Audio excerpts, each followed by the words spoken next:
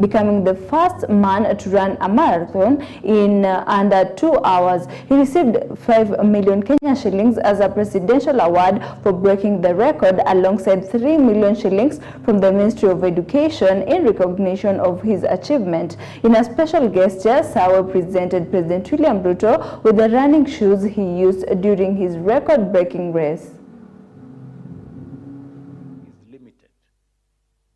In his own extraordinary way, Sebastian Sawe, here today, has given that truth new meaning. We are truly privileged to have lived in this moment, to have witnessed history, not only as a distant memory, but also as a present reality.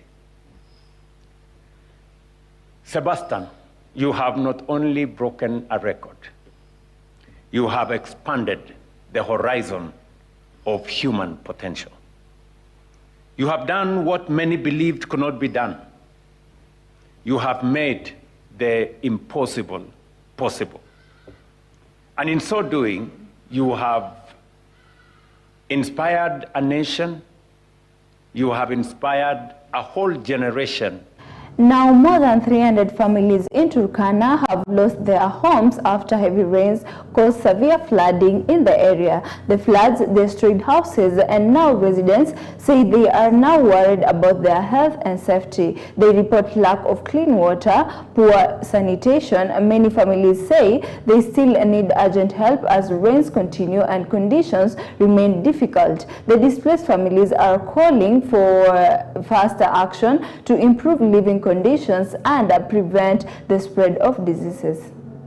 Kama saizi hii baridi inaweza leta pneumonia. Aya, kama saa hii baridi inaletea watoto homa na malaria pia inaweza ingia ndani, sababu ya umbu itakuwa mingi. Juu maji saa hii hapa yote iko imetamba malipote maji. Sasa sisi tunaomba kama county government ama Red Cross ama yani hiyo tu msaada yote mali tatokea. We want proactive action, not reactionary active. Wakati mambo inafanyika ni wanakuja. We want proactive. Tupewe warning mbeleni. Msonge namna hii, mchunge hii, hivyo ndio tunataka peke yake. Mimi imebita imetoboa nyumba yangu, imebeba vitabu vya watoto imeenda, kila kitu imeenda. Nyumba tu inasimama, lakini ndani ni shimo ya maji. Hii barabara wakati ilikuwa mzuri, hata biashara ilikuwa tukifungua biashara hapo kwa hii maduka, watu walikuwa wanapita na magari, walikuwa wanapita na pikipiki, wananunua, hata kazi yetu inakuwa mzuri. Lakini tangu hii barabara iharibike, kazi hata hapa, hata ukifungua mboka hakuna kitu. Tunaomba gavana yetu afike hapa, akuja atuangalie, ndio akikuja hapa tunajua. Now, Narok Governor Patrick Ole Ntutu has urged parents to make sure that students return to school without delays this week. Speaking in Ceramik in Narok West, Governor Ntutu assured residents that the county government is committed to supporting education. He said that the bursary funds will be released soon once the ongoing court case concerning the county bursary program is concluded. The governor encouraged families to prioritize education and ensure that no learners miss school during this period. Sasa likizo imeisha na tunataka kila mtu ajikaze, hakikisha ya kwamba watoto wetu wamerudi shule. Hawa ndio tunataka wasome, ili kwa siku za usoni hawa ndio watakuja kutusaidia. So far we've also been reinforced by the NTSC personnel, and we are conducting some breakdown. As you can see from the backyard, the traffic officers are very busy. They have removed some unroadworthy vehicles on the road.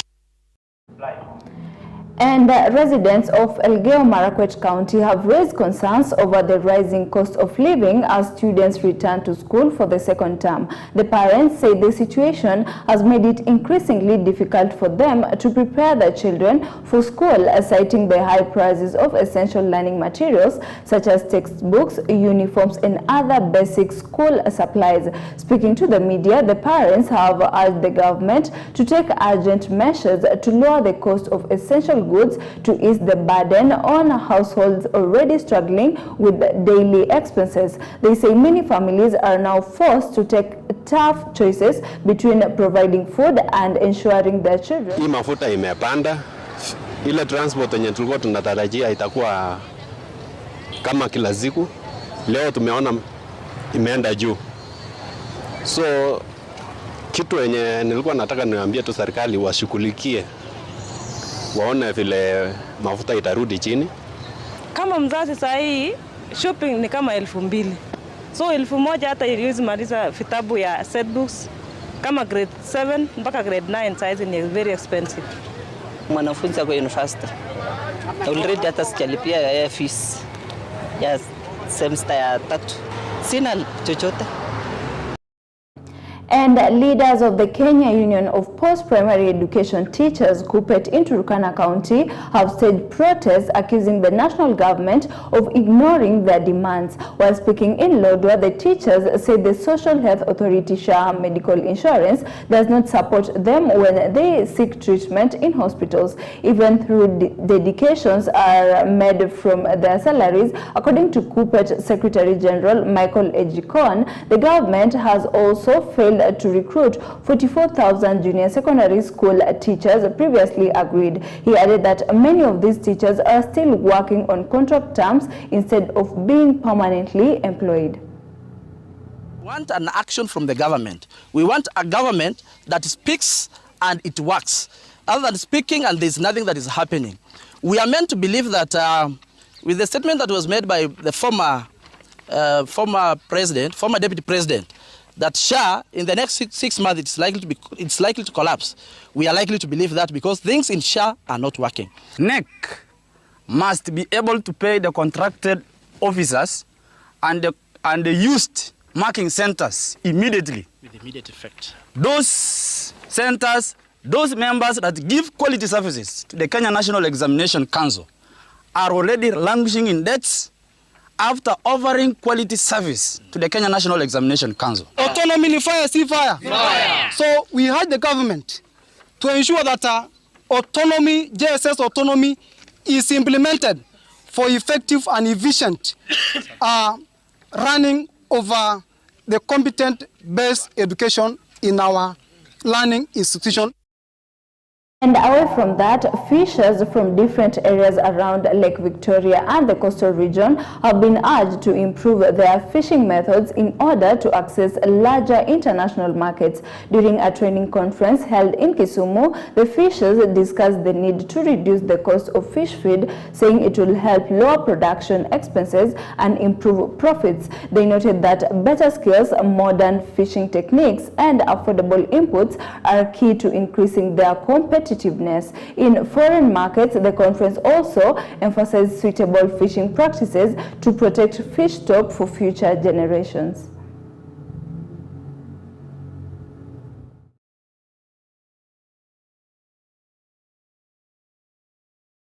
You find them doing issues to do with removing the scales or gutting, but then where the money is in the upper cadre of the value chain. Tunapoona washirika kama NGOs jinsi wanavyoanza kukua karibu, kutuleta karibu, kwa namna hiyo ndio tunaona kwamba wanaenda kutufanya tuweze kushikanisha biashara kwa njia kubwa sana. In terms of residual limits, in terms of the sizes of fish that are traded in the market, in terms of packaging, generally handling, because each market has unique requirements. The government has engaged with the government of Ethiopia through an MOU that was ratified in the year 2024 that brings all the stakeholders both from Turkana and from Ethiopia for sustainable utilization of the resource. Fish through a market access assessment that was done was found to be one of those commodities that has strong economic performance. The traded volumes or the market size was estimated at $22 billion. and it is estimated to double by 2030 because of the increased consumption of fish and fish products. Now, a new political storm is emerging within the Kenya Kwanza administration as divisions begin to surface among top leaders. Some members have expressed concerns over the growing influence of the Orange Democratic Movement, which is pushing to be recognized as an equal partner alongside the United Democratic Alliance. Prime Cabinet Secretary Musalia Mudavadi and National Assembly Speaker Moses Wetangula recently held a strategic meeting aimed at enhancing support in the Western Kenya region. Insiders say the move is part of a broader plan to counter pressure from both the opposition and ODM's expanding role within the government ranks. Leaders are now reviewing their political strategies to avoid losing influence ahead of the 2027 general election. There is a growing concern that ODM's involvement could shift the balance of power within the coalition. Meanwhile, a faction of ODM allied with the broad-based government is expected to meet at the coast over the weekend. The meeting is intended to outline key demands and define their position within the coalition moving forward.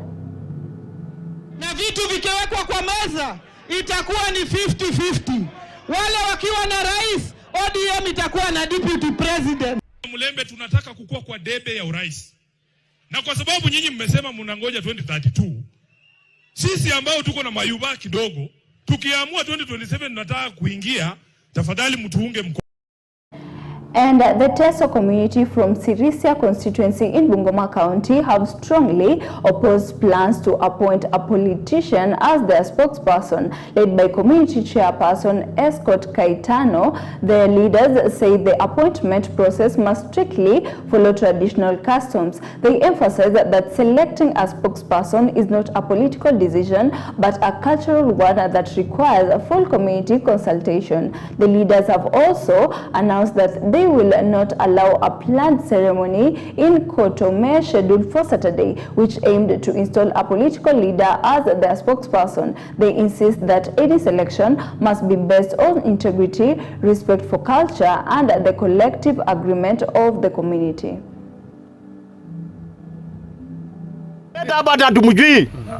Mwenye alukuleta, mwenye anapanga na wewe mipango alienda vibaya. Sisi culture yetu tuko na chairman wa culture. Na huyo ni Orone. Na yeye anajua mipangilio vile iko, mipangilio yake lazima aambie wazee wa kulingana na utaratibu wa uongozi.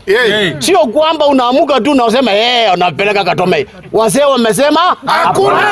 Sisi Wateso tunaenda, kauli yetu tunaenda kwa mtu mmoja. Huyo ni nani? Ni laana kubwa kwa mtu asiyekuwa Mteso kuja kutengenezewa utamaduni kwa mwezi ulio kando ya Desemba. Alaniwe. Waliyepanga mpango ya kumtawaza mheshimiwa ni mtu alitoka Webuye, kama akiwa tayari aenda afanyie sherehe yake kule Webuye. Na Wateso wote uongozi wao unatokana kwa Emorimor ambayo chini imewachiwa bwana Boss Orone. Yeyote anayetaka kusema na Wateso apitie.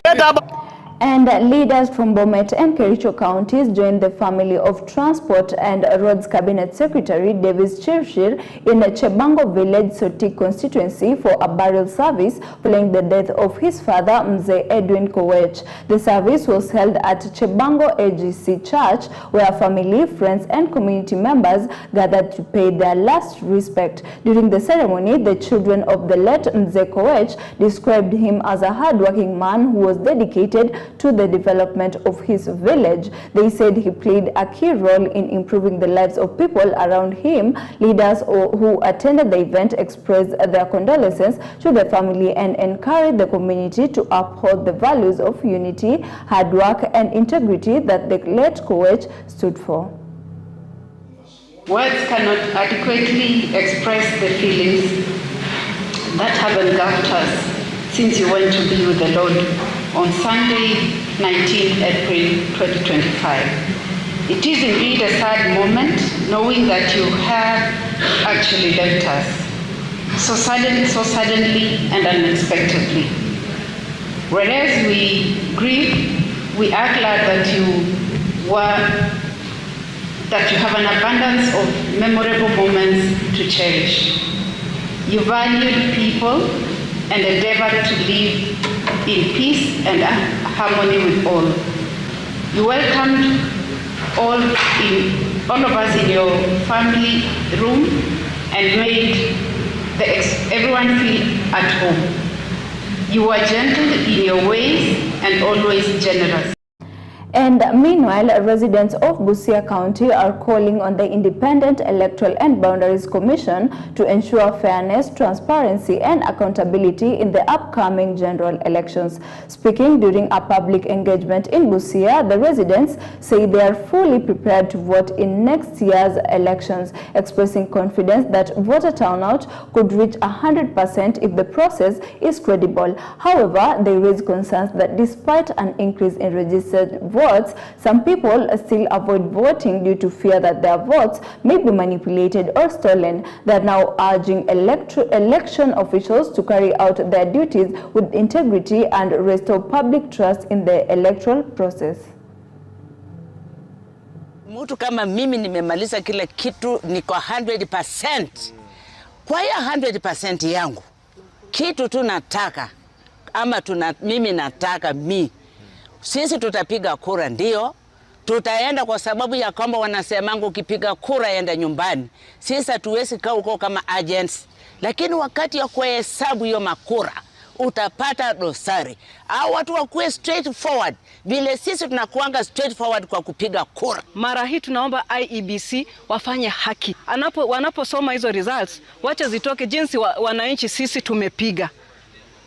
Hatutaki kuona leo hii tena ati tunaenda ati petition. Hatutaki mambo na petition.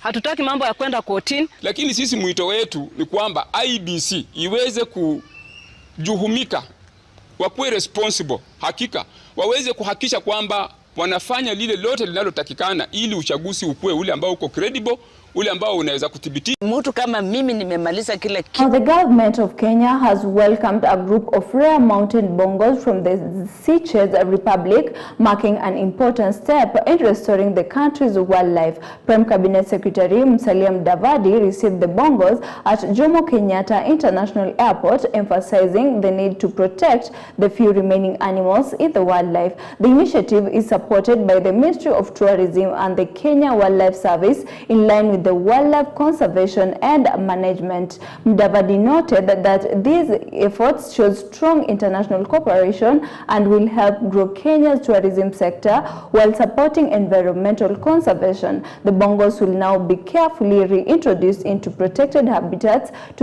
as part of ongoing efforts to rebuild their population.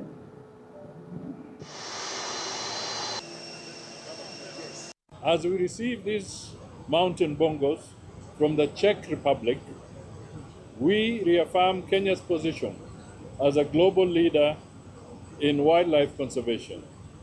We also send a strong message that through sound policy, strategic partnerships, and sustained commitment, recovery is possible.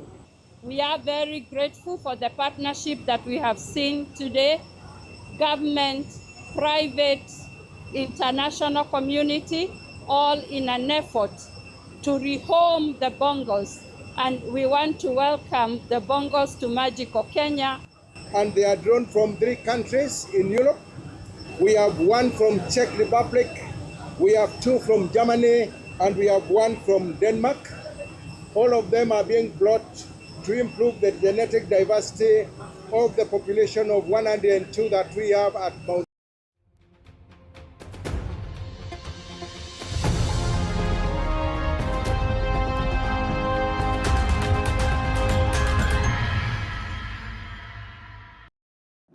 Now, in business news, microfinance lenders in Kenya are calling for changes to loan regulations. They want the period before a loan is marked as a default to be extended from 30 days to 90 days. According to the sector, the current 30 days limit is too short, especially for long-income borrowers who may need more time to repay. Lenders say this rule pushes many customers into default too quickly. As a result, non-performing loans are appear higher, forcing lenders to set aside more money as provisions and pay higher taxes. This increases the overall cost of lending. By extending the default period to 90 days, microfinance institutions believe borrowers will have a fair chance to repay, while lenders can better manage risk and reduce financial pressure.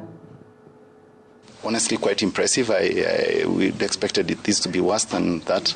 We know where the banking is. I think the reporting we see from the central bank is 16.6% on PR 90. So we think we're generally on the right track based on where the economy is at. Yeah. We know there is financial distress and largely on the lower income households. And they're the vulnerable part of the population. They're the most that need the protection. Bank takes 365 days to make 100% provisions for the loans. While a similar loan in a microfinance, in 90 days, you need to do 100% provision. Now, in 2026, businesses across Kenya are facing a difficult operating environment marked by rising financial and regulatory challenges. According to the latest annual business barometer by the Kenya National Chamber of Commerce and Industry, only 4% of businesses identified high taxation as their biggest concern. However, a much larger proportion, 36%, reported limited access to affordable finance as their primary obstacle. Beyond financing, companies are also grappling with an increasingly complex regulatory landscape. There are currently over 540 licenses and permits required across 61 different regulatory bodies. This has significantly increased the burden of compliance, with businesses estimating that regulatory costs consume between 30% and 50% of their total resources. The most pressing issue was the access to finance and affordable finance. At number one, and it pulled at 45% of our businesses. We have seen that one has changed. And I think we have to applaud government for that, because the interest rate we've seen for the last 1 year has dropped from between 18 and 24%. And right now it is between 13 and 18%. So, and we have seen on our statistics dropping to 36% and being the second most challenge that our businesses have said. However, now, Kenya's economy is facing new challenges as inflation is expected to rise in April 2026. According to recent reports, inflation could increase to 5.6%, up from 4.4% recorded in March. This rise is partially linked to global tensions, including the US-Iran conflict, which is affecting prices locally. At the same time, Kenya's economic growth slowed down to 4.6% in 2025 compared to the higher growth rate the previous years. The Cabinet Secretary for the National Treasury, John Mbadi, explained that harsh weather conditions and a severe drought between October and December 2025 affected key sectors, leading to slower growth. Despite these challenges, inflation had remained within government's targets at around 4.1% during the preview period. However, experts now warn that prices are likely to increase as the country prepares to present a 4.6 trillion shillings budget. In the month of April, inflation has jumped to 5.6%. January 4.4%, February 4.3%, March 4.4%, now April 5.6%, and with the possibility that it can go a little higher in the month of May. There is no two way about it. If economy grew at 4.6, I can't change it and make it 5.9, even though that is what I desire. On the stabilization fund, in that fund, when we start to make this decision, we had 17 billion in that kitty. If prices were to remain the way they were from March to April 14th, we were to spend 14 billion out of that 17 billion. The BOP has actually widened, meaning that we have not done very well when it comes to imports and export in terms of their values. And Sifa Mobility Kenya has delivered 5 plug-in hybrid electric vehicles to venue leasing for use by SBM Bank. The new fleet includes the BYD Shark 6 pickup and the Cherry Tiggo 6 sports utility vehicles. These vehicles are designed to reduce fuel use and lower emissions. This move shows a growing interest in suitable transport within Kenyan fleet operations. Companies are now focusing on energy efficiency and environmental responsibility. By adopting hybrid vehicles, SBM Bank and its partners are taking an important steps towards green mobility. This marks a positive shift for the financial and leasing sector in Kenya. When we're looking at the risk perspective of electric vehicles, there are many areas of concern, right? One is, where do you charge them? How do you charge them? The maintenance. Will the battery last? Not the battery last? What's the warranty period? So we look at all this before. We also look at the client. We also look at the provider. And in this case, Sifa Mobility has, it's been a partner of ours for a very long time. They have the network, they have the experience, and they have the know-how looking after these vehicles. Today, we've replaced the entire fleet of vehicles that SBM owns into hybrid vehicles with the BYD, from the pickup to the saloon cars and the 4x4s as well. And the reason for this is to make sure that we go green and make the planet better for our children as well. There is a lot of associations here in Kenya looking at this as well to try to find the best ecosystem, because as you understood, it's not just bringing a new car and replacing with the diesel car. It's bringing a whole